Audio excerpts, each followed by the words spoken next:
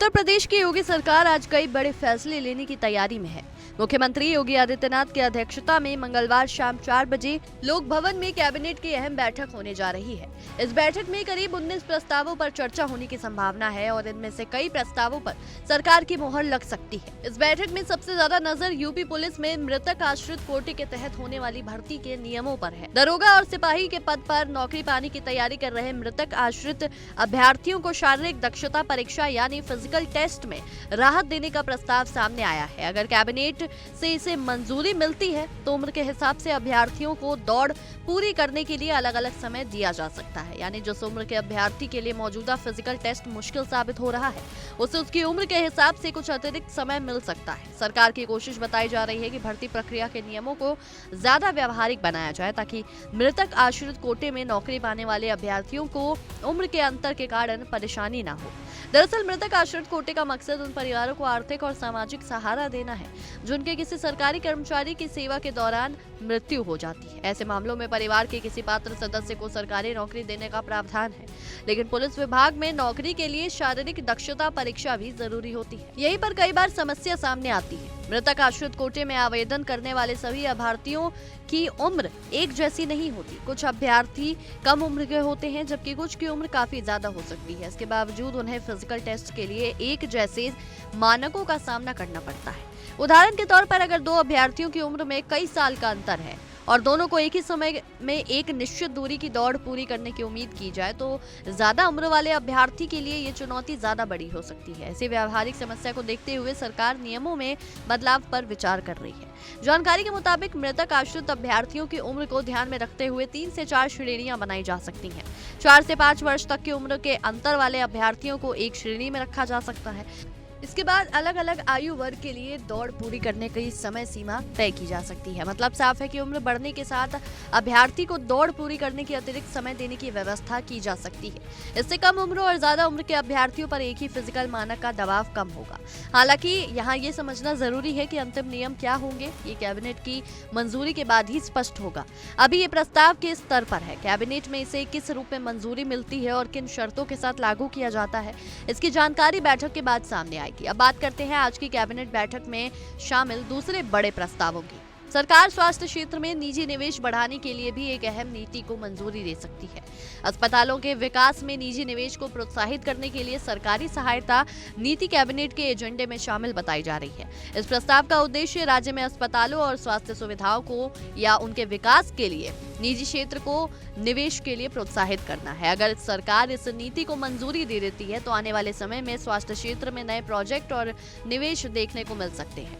इसका असर खासतौर पर उन इलाकों में दिखाई दे सकता है जहां अभी बेहतर स्वास्थ्य सुविधाओं की कमी है।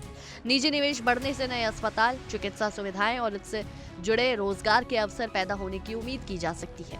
कैबिनेट में जन सेवा केंद्र 4.0 की नई नियमावली और संचालन योजना को मंजूरी देने का प्रस्ताव भी रखा जा सकता है। जन सेवा केंद्र आम लोगों के लिए कई सरकारी सेवाओं तक पहुंच का महत्वपूर्ण माध्यम है।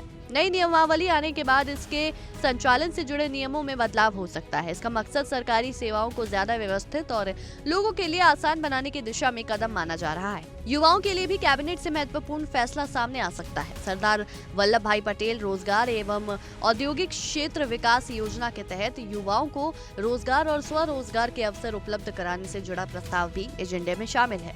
उत्तर प्रदेश में बड़ी संख्या में युवा रोजगार और स्वरोजगार के अवसर तलाश रहे हैं। ऐसे में सरकार की ये योजना युवाओं को रोजगार से जोड़ने के साथ साथ अपना काम शुरू करने के लिए भी प्रोत्साहित कर सकती है।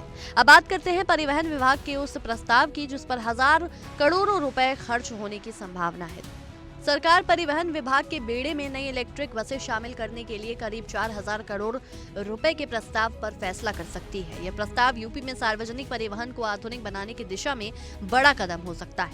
इलेक्ट्रिक बसों का इस्तेमाल बढ़ने से सार्वजनिक परिवहन में आधुनिक तकनीक को बढ़ावा मिलेगा। इसके साथ ही प्रदूषण कम करने और शहरों में साफ सुथरे परिवहन विकल्प उपलब्ध कराने की दिशा में भी इसे महत्वपूर्ण माना जा सकता है। अब एक्सप्रेसवे से जुड़े प्रस्तावों पर नजर डालते हैं। पूर्वांचल एक्सप्रेसवे के पास सुल्तानपुर में इंटीग्रेटेड मैन्युफैक्चरिंग एवं लॉजिस्टिक क्लस्टर की स्थापना का प्रस्ताव भी कैबिनेट में आ सकता है। इसके लिए करीब 27,225.33 लाख रुपए की लागत का प्रस्ताव बताया जा रहा है।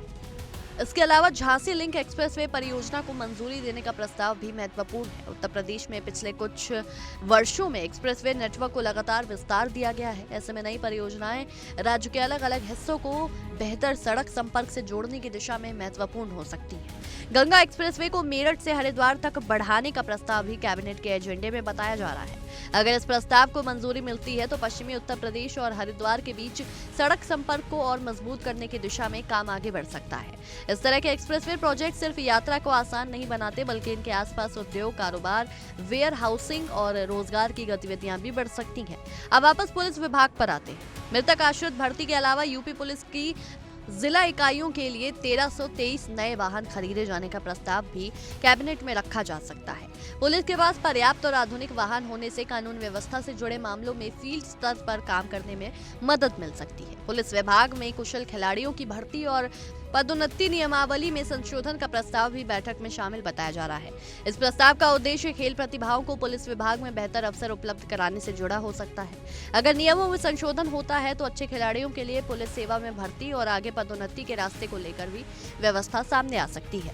पंचायती राज विभाग से जुड़ा प्रस्ताव भी कैबिनेट में आ सकता है। सहायक विकास अधिकारी यानी पंचायत सेवा नियमावली में द्वितीय संशोधन किए जाने का प्रस्ताव रखा जा सकता है।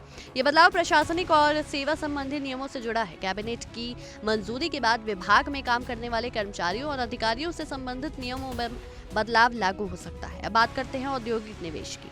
औद्योगिक निवेश एवं रोजगार प्रोत्साहन नीति 2022 के तहत निवेश प्रस्तावों को मंजूरी देने का मामला भी कैबिनेट के सामने आ सकता है। उत्तर प्रदेश सरकार लंबे समय से राज्य में निवेश बढ़ाने और नए उद्योग लगाने पर जोर दे रही है। नए निवेश का मतलब सिर्फ कंपनियों में या कंपनियों का राज्य में आना नहीं है। इसके साथ जमीन, निर्माण, परिवहन, सप्लाई चेन और स्थानीय रोजगार जैसी कई गतिविधियां भी जुड़ी होती हैं।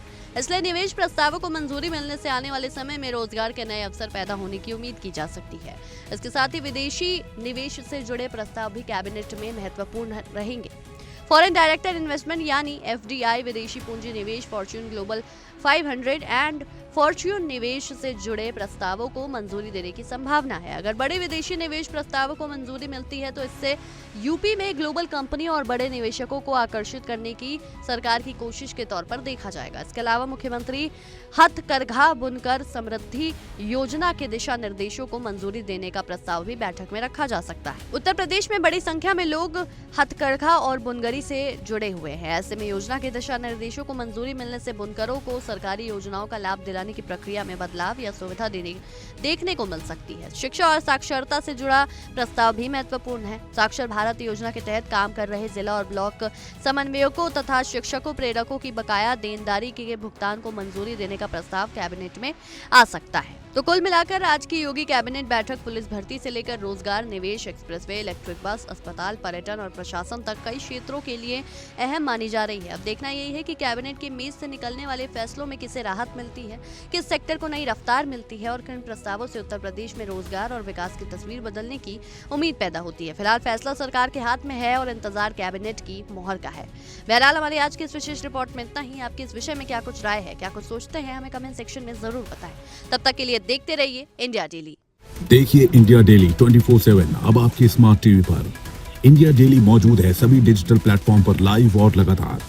इंडिया डेली 24/7 हर दिन राष्ट्र को समर्पित।